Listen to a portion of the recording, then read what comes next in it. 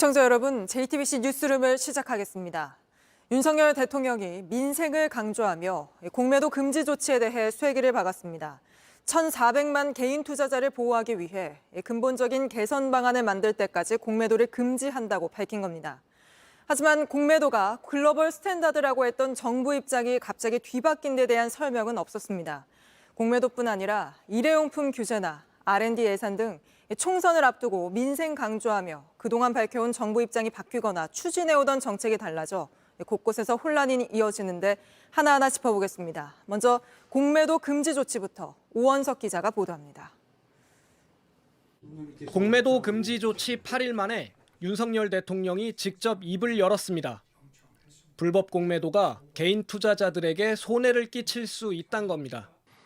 불법 공매도 문제를 더 이상 방치하는 것은 주식시장의 공정한 가격 형성을 어렵게 해서 개인 투자자들에게 큰 손실을 입힐 뿐 아니라 공매도 금지 조치 이후 외국인 자금 이탈 우려가 커지자 직접 이유를 설명한 겁니다.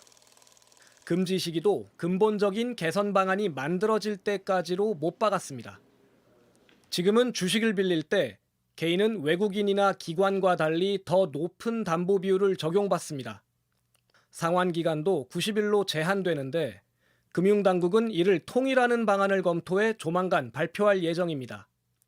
하지만 불과 몇 달 사이 금융당국 입장이 180도 달라지면서 회의적인 반응을 보내는 사람들도 적지 않습니다.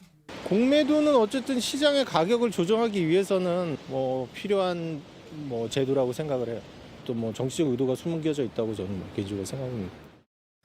8개월 전만 해도 김주현 금융위원장은 공매도는 글로벌 스탠다드라며 전면 재개해야 한다는 입장이었고 7월에도 같은 입장을 고수했습니다.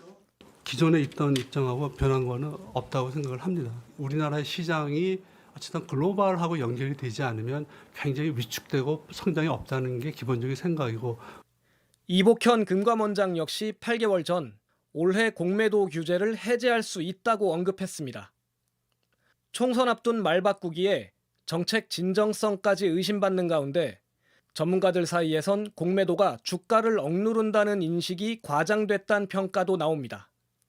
JTBC 오원석입니다. 안녕하세요. 뉴스룸 앵커 한민용입니다. 오늘도 JTBC 뉴스룸을 시청해주신 여러분 고맙습니다. 오늘 저녁에도 뉴스의 현장에서 찾아뵙겠습니다.